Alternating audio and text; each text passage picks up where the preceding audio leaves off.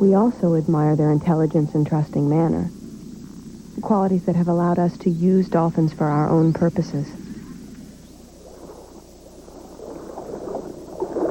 Did you know that the U.S. Navy has caught and trained dolphins to retrieve lost missiles at sea and to use them for dangerous military operations?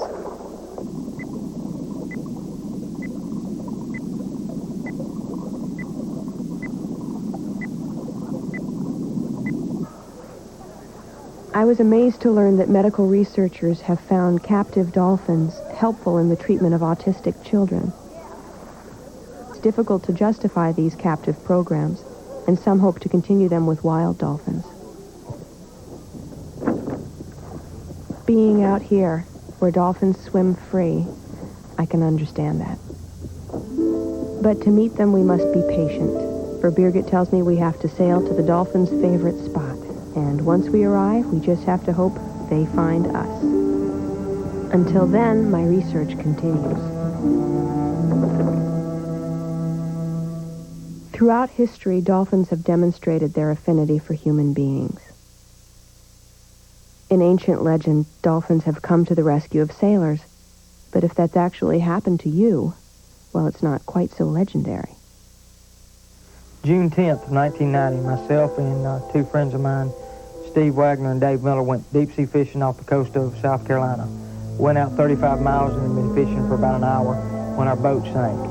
We're out there dog paddling and floating in the ocean and wondering if we're going to survive. And the next day, a real large fish comes under me. I can see its shadow growing larger under my feet. And I look up to my friend Steve and asked him what it is. And he wouldn't tell me, but I could tell by the looks in his eyes that it was a large shark. Not long after that, we had some dolphins come in, which ran the shark off. I looked up at Steve, and he jokingly said, "Flipper, go for help." And they left. And about 30 minutes after that, the Coast Guard came in and had rescued us.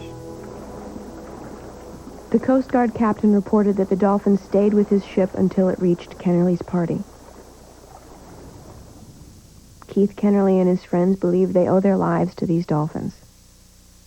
From time to time, humans return the favor.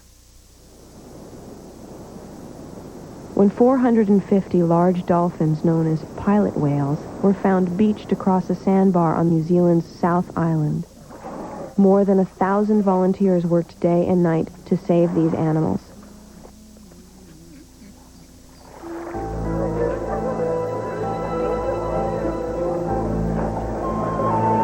All but 25 were safely returned back to the sea. Until 1990, millions of dolphins died in commercial tuna nets. But today, public outrage and hundreds of thousands of letters have brought this killing almost to a stop.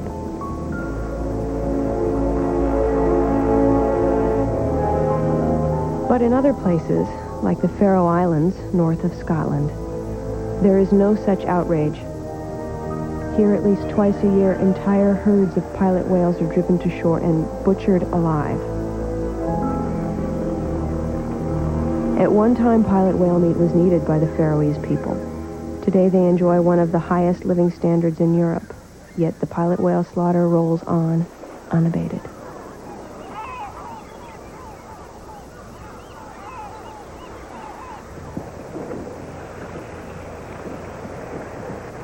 But here, in the Bahamas, dolphins roam free from the threat of slaughter or fishing nets. This is the place where a dolphin can live the best possible life. Been watching and waiting for the dolphins to approach us, and now they've come to see what we're about, to see whether or not they want to play with us today. So, here goes.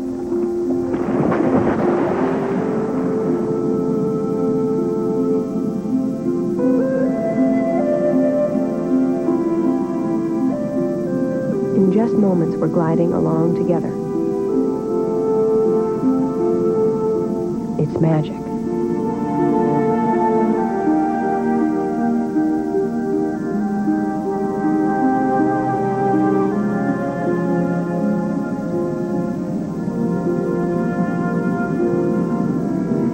It's everything I can do to keep from touching them.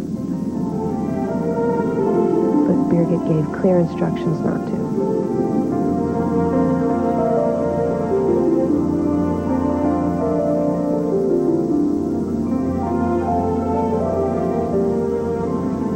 Each of these animals has decided on its own to swim with me. As I watch each dolphin approach, I can't help but wonder what they're thinking. As for me, it's a glorious feeling to be able to come into their world.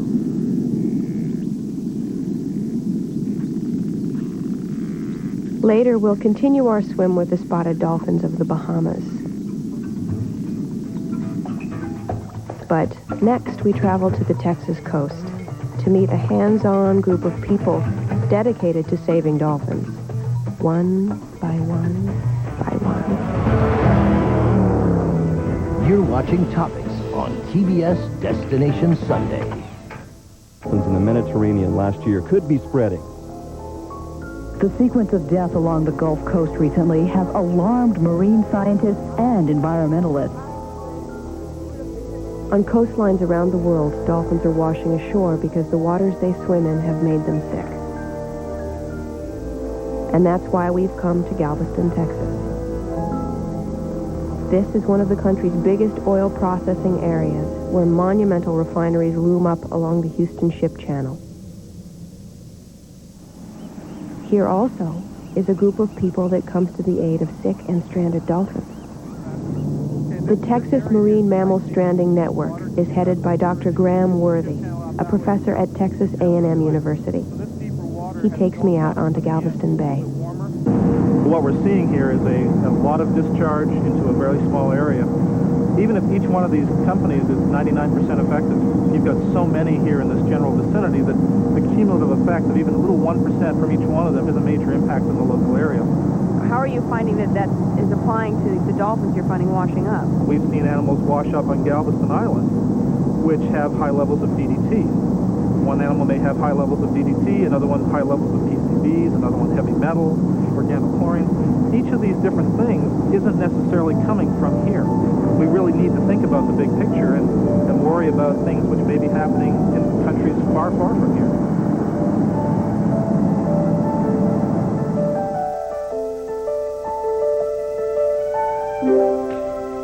The stranding network takes in up to 200 animals a year. Those few lucky enough to wash up alive are taken to the network for rehabilitation. Every effort is made to get them back to the sea. Ann Bull, the operations coordinator, introduces me to a character named Cole.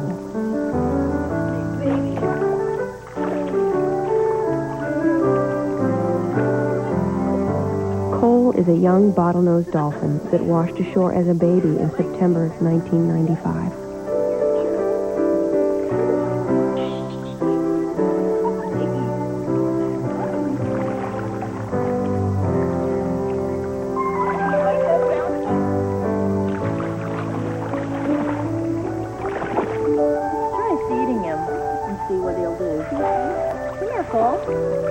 Anne tells me that because Cole stranded so young, he never had a chance to learn how to become a dolphin, to catch live fish, to socialize and make friends, and to vocalize in the unique dialect of his family group.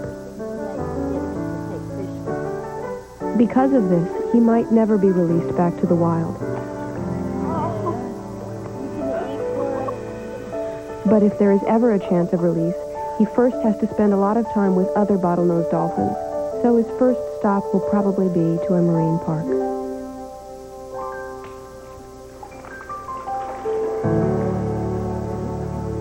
It takes a special kind of commitment to care for these dolphins when their fate is so uncertain.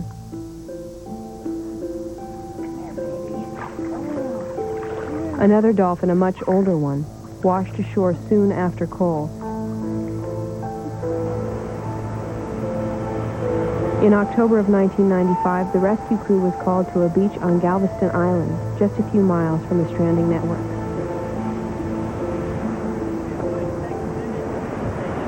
Time is of the essence in all these cases, though, because a dolphin on the beach is under considerable stress. Pressure in the chest can cause heart and breathing problems. The skin has to be kept moist, especially in the summertime when the heat is a major factor. And the blowhole must be kept clear of the water so it can breathe. A couple of hundred yards north of Cazadel. He arrived in pretty bad shape, suffering from kidney and liver problems. It's not actually known whether pollution was the cause of the sickness, but it seems likely. Given the situation, given his age, etc., we didn't really give him a lot of chance for survival. But he showed otherwise and was a real fighter. Nemo won't be here much longer because his story is about to be completed. Tomorrow morning, we're sending him back to his family in the wild. You're watching Topics on TBS Destination Sunday.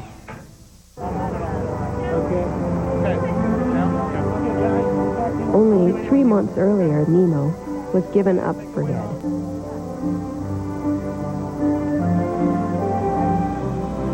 Today it seems as though every reporter in Texas has come to document his remarkable story. I have been given the honor of accompanying him all the way back to his home waters.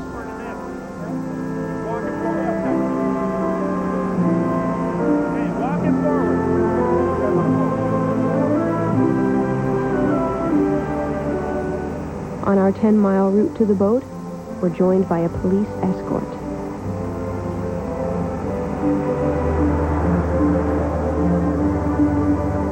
We're all anxious to get there because the longer Nemo waits, the more stressed he can get.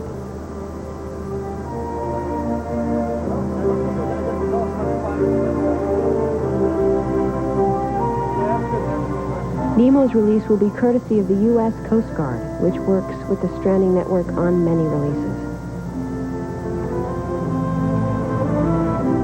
Despite its size, this harmless satellite tag attached to Nemo's dorsal fin will fall off in about 60 days. It will send back critical information on the movements of bottlenose dolphins throughout the Gulf of Mexico.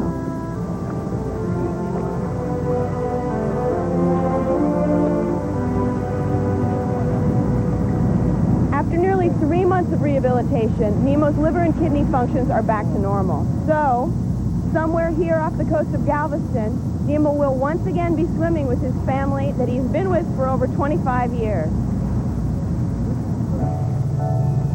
With us are 2 support vessels, filled with the hundreds of volunteers who at one time or another cared for Nemo during his rehabilitation.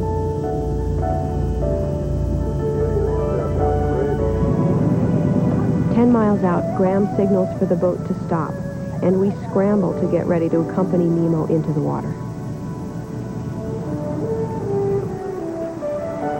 As he's lifted out of his container, Nemo is ready. Somehow, we all sense he knows what's about to take place.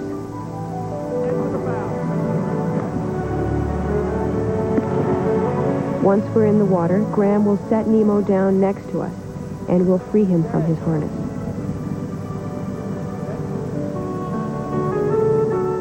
The rest will be up to him.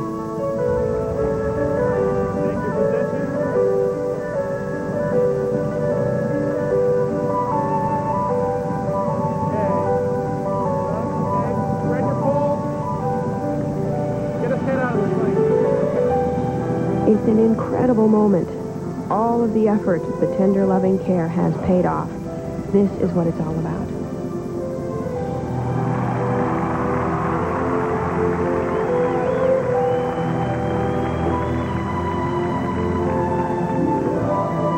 Nemo's free.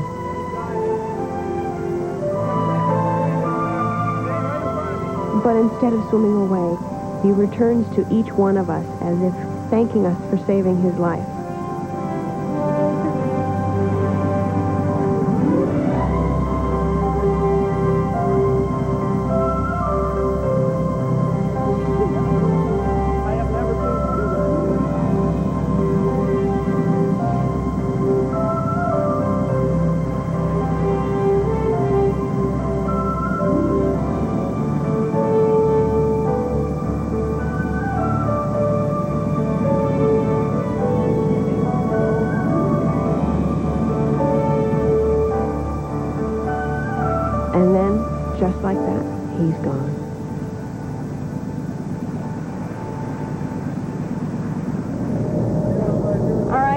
So, how do you tell? To Nemo. To Nemo. Nemo. May we not see him again. Next, our journey continues to Puget Sound in the Pacific Northwest to find the world's largest dolphin. You're watching Topics on TBS Destination Sunday.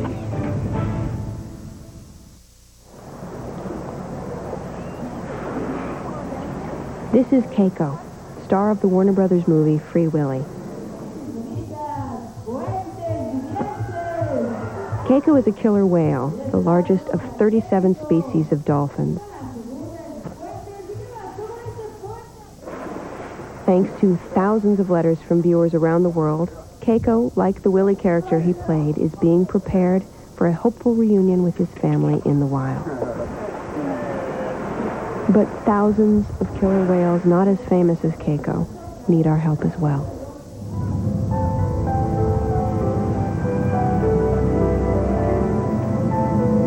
Throughout the world's oceans, fish stocks are collapsing at an alarming rate due to overfishing,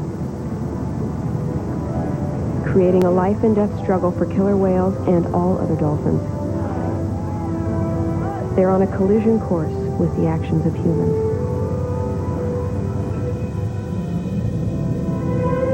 In the Pacific Northwest, industry directly threatens the food chain. Deforestation near their spawning grounds, combined with the effects of hydroelectric dams, are helping to wipe out the salmon here. Salmon in the Pacific Northwest are in real trouble right now. One of the people educating the public on this vital issue is Jackie Bonomo of the National Wildlife Federation. Clear cuts are causing an incredible amount of runoff of sedimentation and soils into the streams, into clean, pure, pristine streams that salmon must have if they're going to reproduce. The decline of salmon has tremendous ripple effect on other species. And now we're finding out that killer whales at the very top of the food chain, who are totally dependent on salmon, are being impacted by their declines. 100 years ago, we had runs of 20 million fish, down to runs right now of 2 million fish. I mean, you've got to know that there's a connection taking place between the decline of the species and the decline of species who are dependent on it for a food source.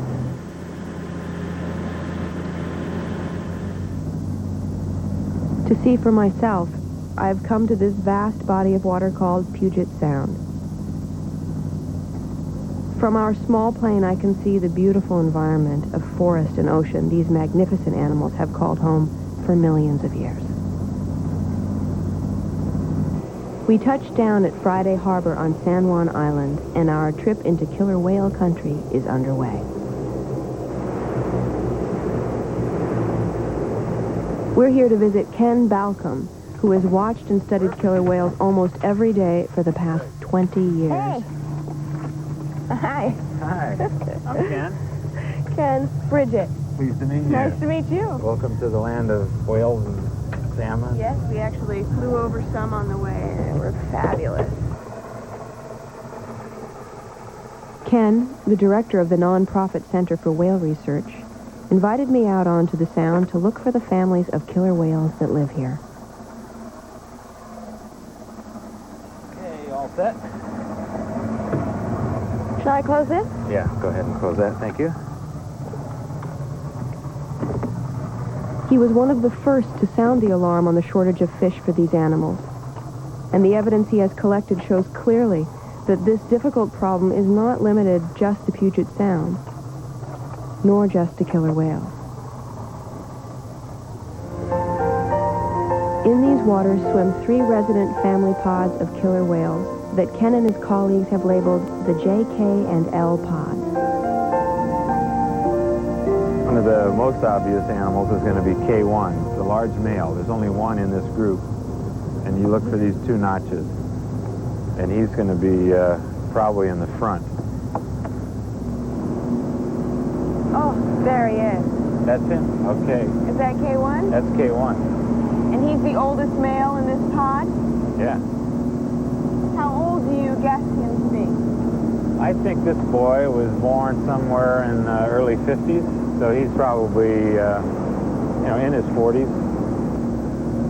So he's doing... He's well past average. Okay, now you can... I see him. I see the notches.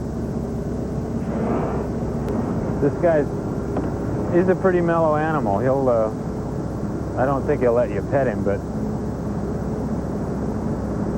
he'll do almost anything short of that. Oh, there he is. Yeah, there you go. Yeah, he's such a elegant animal. God. He's amazing. We knew K1's family was nearby, and sure enough, they suddenly rose up out of nowhere. We followed them for about an hour. They have not been doing well in the past 2 or 3 years in terms of fish. The fish stocks are all on the decline, and we've seen higher mortality. And for an animal that has to eat every day, it doesn't make any difference if all the fish come through in one day and you can't eat them, you're not going to make it.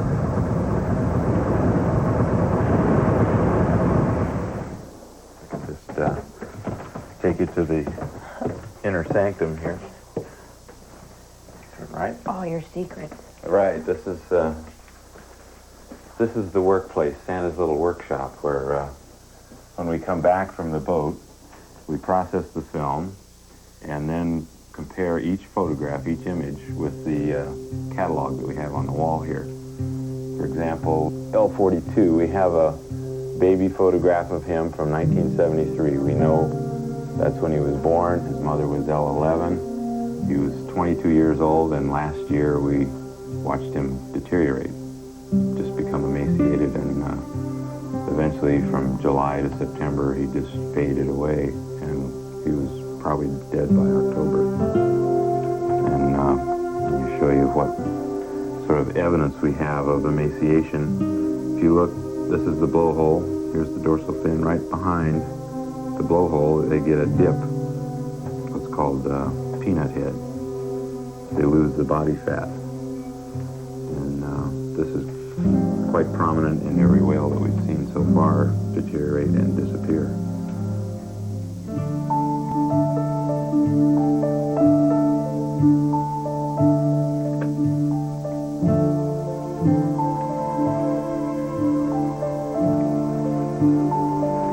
Okay, here we go. This guy here is L42. And you'll notice that not only he doesn't look regal, he flops over to the right side, his fin's falling over. Like he was lifting. Yeah, and he just did this for weeks on end, just trailing behind the rest of the group, listing, not feeding, and eventually he just disappeared.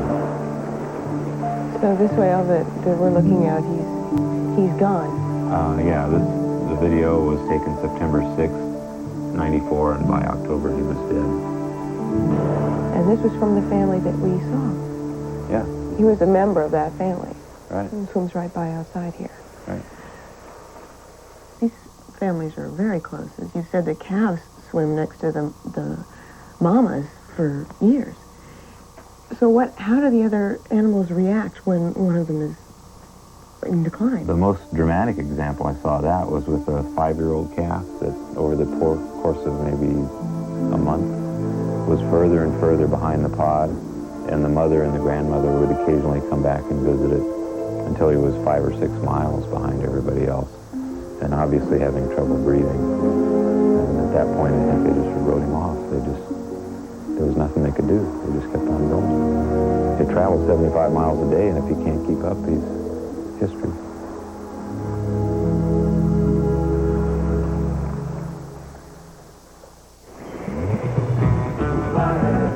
When we come back, we'll continue our journey to a place where dolphins live in a rainforest. You're watching Topics on TBS Destination Sunday.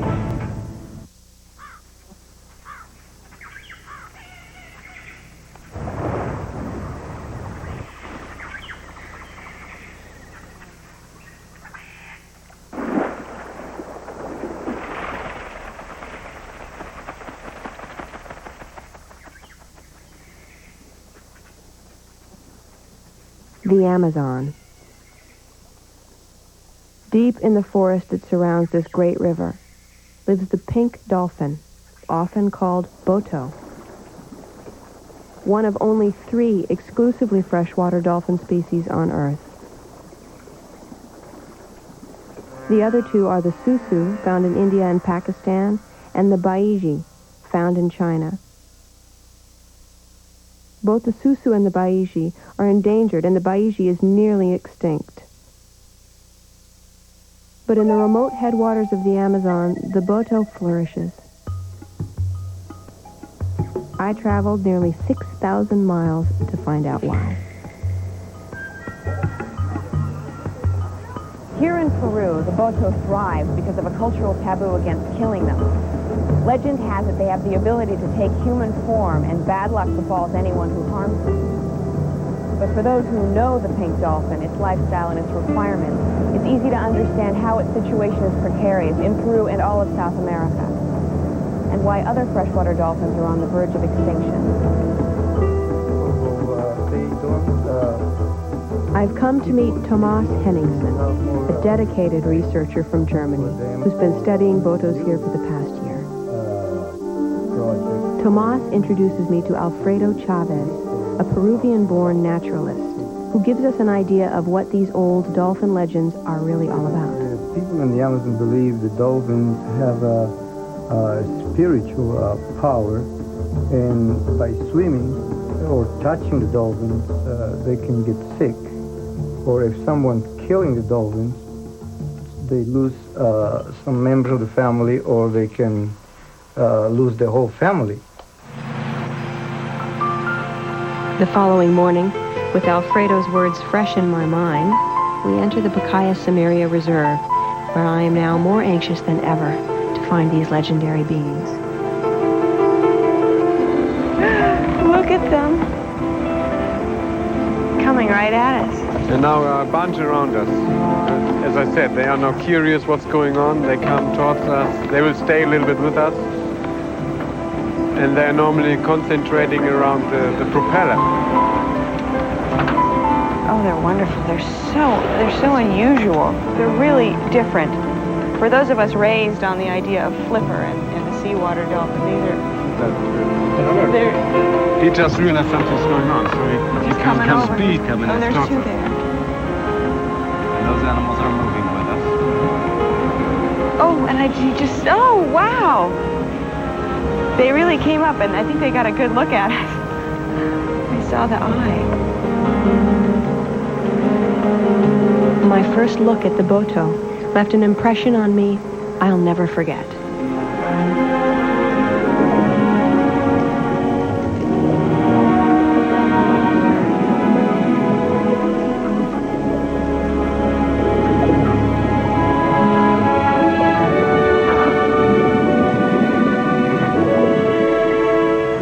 The following day, Tomas and I set out to search for botos on one of the many tributaries that feeds the Amazon.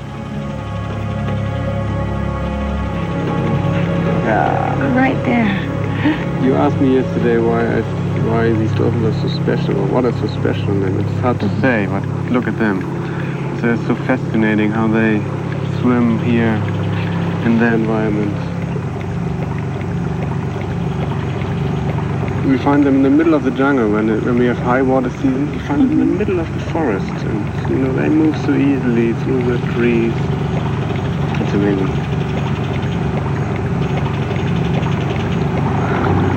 They just have a lot of character. They do, and they're all different. So was there anything that you've seen that just blew your mind about these dolphins? Yeah, I mean lots of things. I was once videoing, their behavior, how they behave, their social interactions, and then I saw a dolphin pushing something. It turned out it was a dead calf. It was a dead calf, and the mother, I assume it was a mother, trying to keep it alive or bring it back to live, bring it to the surface, bring it to breathe again. And she did it for hours and hours. I was almost stunned, and I didn't know what to do. So after 2 hours, even if I'm a scientist, we just left her alone with the dead calf.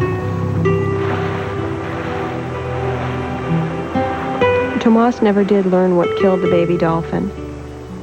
Yet with this unique video, he has captured in a few moments the emotional outpouring of a mother dolphin who has lost her child.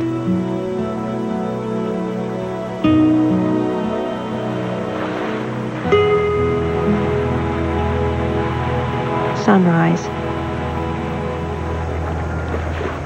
Within a few hours, we come upon a scene representing a problem faced by all river dolphins. This is a gill net, and it catches a lot more than fish. Because of the closure of Peru's coastal fishery, which killed thousands of dolphins annually, the government has now begun issuing nets to fishermen in the Amazon. With increasing human population, more nets are laid out over longer periods of time in the river, making it certain that more river dolphins will die.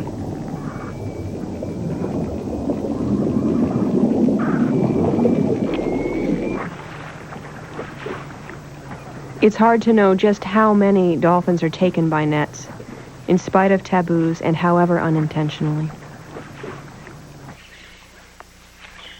Tomas asked a local fisherman to demonstrate another common fishing method that kills dolphins.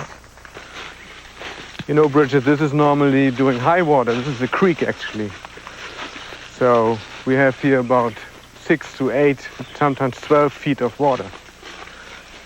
And here's one of the fish traps I was talking about earlier. Oh. And it's now prepared. This is set up normally during high water season. And you know how it works. This creek is totally... The waterway here is totally blocked by this fence. And the big fish, and sometimes even dolphins or manatees, they have to go through here. And what you can imagine how it works already. When they're trying to push through here, the big pole comes down and will kill whatever is down. We can try how it works.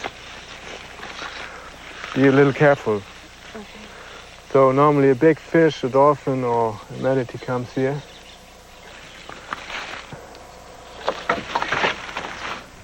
And they're dead.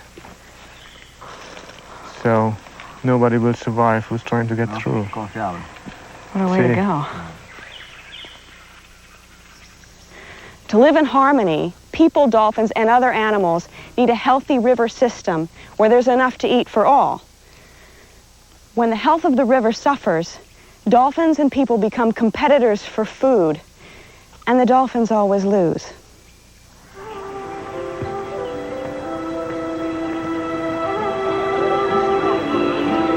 Peru's legends help preserve its population of botos. Downriver in Brazil, the black market trade in dolphin parts thrives. Here there are no legends to protect dolphins from being killed, and the laws are simply not enforced. And there is little to support the idea that without protection they face extinction. So this project actually started when we realized that river dolphins are in big trouble. Especially in Asia, you know, there are river dolphins, they are almost extinct.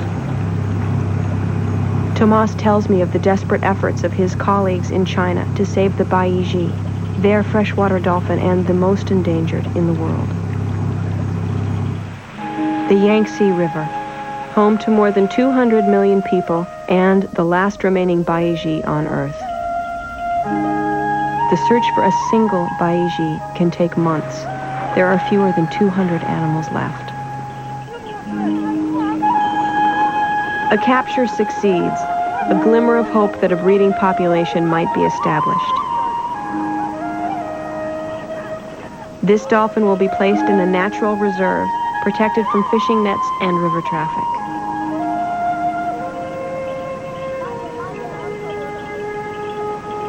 Hope is fading that this effort will be enough to save the baiji. But without it, the species is doomed to extinction. We came here a year ago to the Amazon because that's the only place on Earth where you can study river dolphins in their natural habitat. And with these information, we hope, at the end to help the Asian river dolphins actually to survive. As you've been seeing, some of nature's most amazing creatures are being threatened by pollution and loss of habitat. To learn what you can do about it, call the National Wildlife Federation at 800-824-WILD. You'll get free information on how to help dolphins, other wildlife, and the environment that we all depend on. At the National Wildlife Federation, we're working for a healthier world for wildlife and for people. Thanks to people like you, we're making a difference. Stay with us. We'll return to the Bahamas and let you know what you can do to help dolphins. You're watching Topics on TBS Destination Sunday.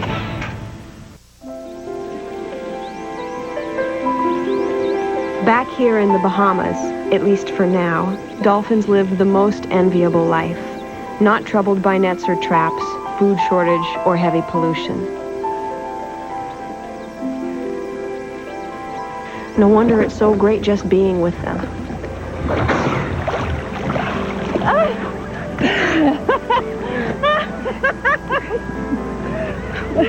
I didn't touch. I'm proud of you. I'm sure you wanted to. I was so good. I wanted to touch. I wanted to touch so bad. I was inches away. They were surrounding me for just the fleetingest of moments. I was impressed with myself. I thought I must be interesting to them for just a second. But I realized they were looking at me. And then what I was seeing in their eyes was just so beyond what I thought I would see. They're really amazing. Well, shall we try it again? Yes, please.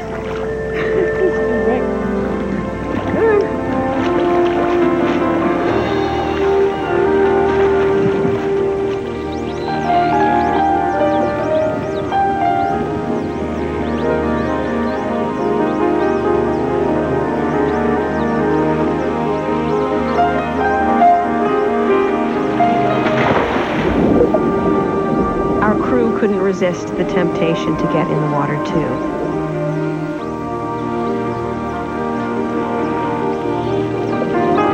And soon we were all surrounded by dolphins.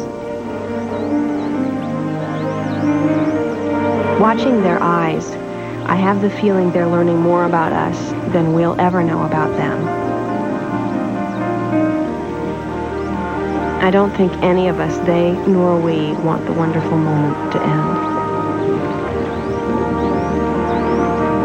No wonder we so desperately want to protect dolphins. Like the victory we had in saving dolphins from tuna nets, your letters can make a real difference.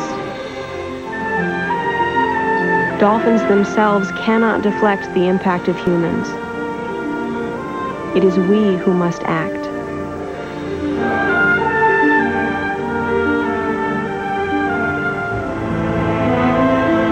The people we've met on our journey are but a small part of a cyclone of human commitment to saving dolphins. We hope you'll join us. As the anthropologist Margaret Mead once put it, never doubt that a small group of thoughtful, committed citizens can change the world. Indeed, it is the only thing that ever has.